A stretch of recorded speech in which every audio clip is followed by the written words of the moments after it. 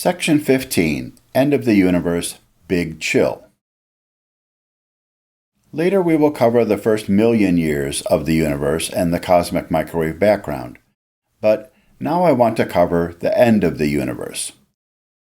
Presently, the energy density of matter is 45% that of dark energy, and decreasing.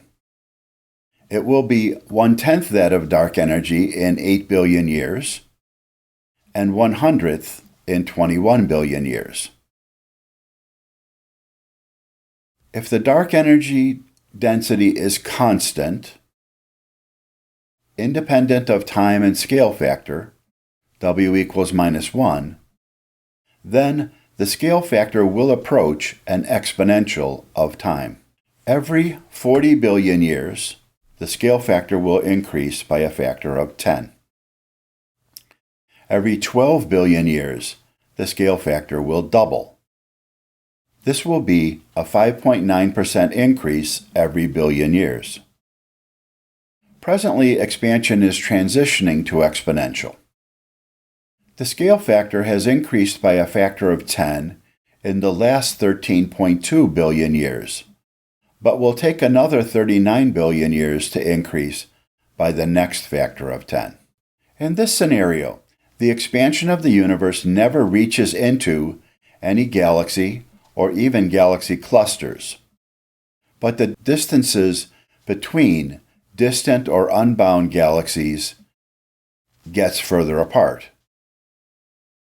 Over billions of years, each galaxy outside our local group will become dimmer and more redshifted to astronomers, perhaps to the point where a civilization believes that their local group of galaxies is alone in the universe, as many astronomers in the 1800s believed that our galaxy was the entire universe.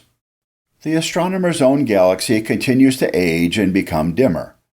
Perhaps the galaxy's light becomes dominated by old red dwarf stars and end-of-life white dwarf stars. In this scenario, the expansion of the universe does not end, time does not end.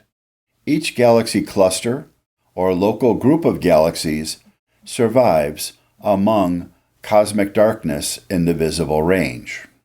T.S. Eliot wrote, "This is the way the world ends, not with a bang, but with a whimper." This future for the expansion of the universe is called the Big Chill, or sometimes the Big Freeze.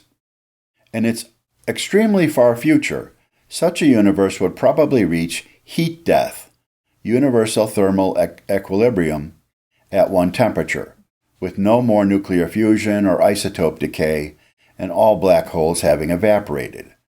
This is possible or maybe likely for our universe, but not the only possibility.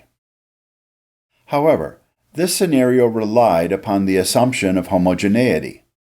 For the distant future, we should move from Friedmann's equation to a numerical cosmology simulation that includes galaxy cluster filaments, superclusters, and cosmic voids.